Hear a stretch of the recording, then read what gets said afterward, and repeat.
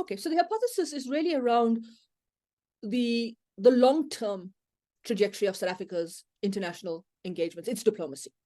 And I think when you look at South Africa, when it started as this kind of darling of the international system, everybody loved it in '94. We were the beacon of hope for the African continent, Right. because a lot of the mainstream narrative in international media, from different think tanks, from just the global perspective, was that because of our asset, which was Nelson Mandela, and that he spent so many years fighting for human rights, fighting for the social justice struggles of the marginalized, the vulnerable, and being this kind of icon of the anti-apartheid struggle, that we were going to set an incredible amount of change in the international, in the African context, especially in terms of the fact that we transitioned to a post-apartheid state, and a democratic state at that, in what many at the time called a bloodless coup, that we negotiated the settlement, that we played to what was the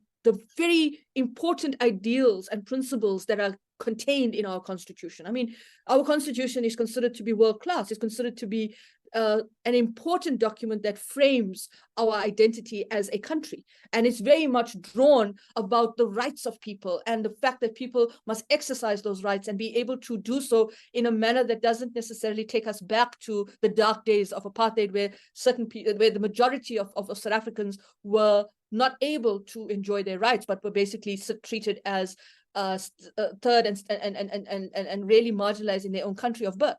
So I think that kind of interesting imagery, and the kind of optics that we came into the international system, a kind of return of South Africa to the international system as a democratic state, comes from the whole changing of the international order as well, after 1989. And we know this in terms of how much this democratization and the world needed this feel-good fuzzy moment that humanity prevailed over a lot of the darkness that we saw before that, is encapsulated in South Africa's so-called post-apartheid identity. And it's encapsulated and contained in the way that we were perceived in our foreign policy. And I think that became critical to how much our foreign policy would be on the right side of history. And when I say the right side of history, I'm not talking about Francis Fukuyama's end of history. I'm talking about the idea that we will play by the very same nature that we fought against this hegemon, this hegemon in South Africa, which was the apartheid state, this very dark rights racist regime that took away and dehumanized the majority of South Africans. And that was the image. And that elevation of us in terms of our return to the international arena, the re-emergence of us in terms of our relationship building, our engagement from both a political, economic, as well as a governance perspective in international institutions, kind of elevated us and made us very lofty.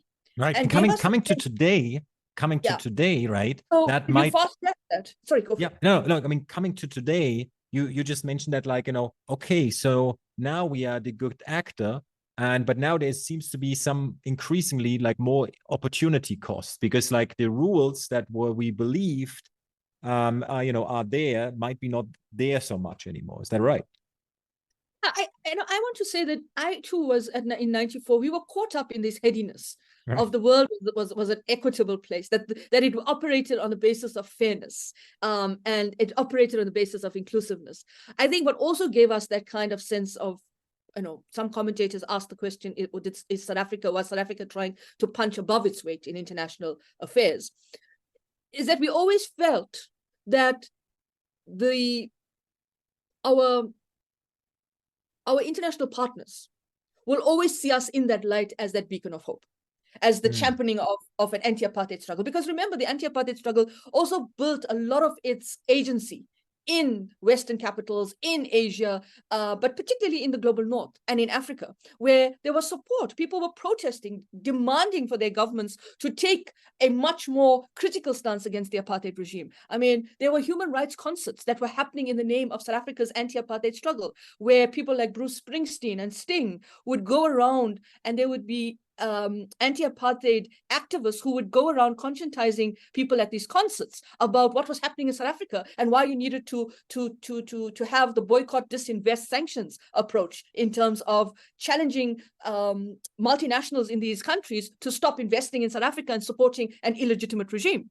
And I think in '94 we saw that as that kind of buoyancy continuing, and we played by those rules. We played by the rules of being a good moral citizen in the international arena. In 2000, we signed, we became a signatory to the International Criminal Court. We domesticated the Rome Statute, which means that we had full membership, but we had to apply these rules in terms of when the ICC would ask us to basically implement and operationalize an arrest warrant if there was one that came out. And we had two examples. We had one with al-Bashir, and then now we have the other with Putin in terms of the ICC domestication of the Rome Statute. We also became quite important in terms of trying to say that we were talking about the unjust world against Africa, Africa's lack of agency in the international system. Mm-hmm. So we wanted this reform. We wanted to have more, not just a seat at the table, although I think now that's quite a debate, but we wanted to actually have voice, to be able to leverage, to influence. But we also wanted to understand that it wasn't just one set of actors that supported us in the anti-apartheid struggle. It was also actors from the global south. And one of those actors has been the Soviet Union, that supported the African National Congress and supported the anti-apartheid movement through various both financial and non-financial resources. Even China did at one particular stage. India was supporting South Africa in the UN with the anti-apartheid fund and the anti-racism through Naidu and, of course, his grandson Rajiv Gandhi and, of course, Indira Gandhi. I mean, in Indonesia, you had the Bandung Conference, non-alignment conference. And I think when we first hosted the non-alignment summit in 1988 in South Africa, it was quite important to see how Mandela, who hadn't had any contact with some of these leaders of the global south under the non-alignment framework, it was as if he and Fidel Castro knew each other for years, the way he embraced these leaders. So it was trying to find that balance in terms of understanding our role internationally from a normative international law principles, standards, and perspectives, but also trying to understand that there's a sense of engagement with the global south and certain actors in the global south who will remain a kind of part of our historical narrative and remain part of our historical engagement as well. Fast forward to today, and we kind of now realizing that we have lost that momentum. We're no longer the darling of the international system. We are being criticized for having certain relationships because of what's going on, and i.e. the front and center right now is the fact that South Africa is being caught in terms of whether its foreign policy defines what its strategy is and how that is transacted in its operation. So from the strategic interest to the transactional interest, and how that is being defined, and whether South Africa aligns its interests much more clearly in terms of what are the benefits of some of the relationships it has. And this, in this context, we're looking at Russia. The fact that South Africa's the government's rhetoric on its relationship with Russia is being, South Africa is taking a lot of body blows because South Africa has been criticized that it's not calling out Russia for what's going on and denouncing Russia, and that means that there's almost two centers that are basically not talking to each other about foreign policy. How do we navigate that? Because I think at the end of the day, there's an expectation on us, on the government rather, that they will do the right thing. But I think that expectation that we will always conform to the rules of the international system, which sometimes does not play or is not applied in an equitable way, has now led to the ANC-led government becoming defensive and reactive about its foreign policy. So it says, we can be independent and make decisions about who we want to engage with, but it comes at some transactional cost. And that transactional cost is how, for example, we have to think about, or the government has to think about, whether it will remain on the Africa Growth and Opportunity Act, or whether it will get kicked off that act when it becomes when it's being reviewed in 2025 or towards 2025.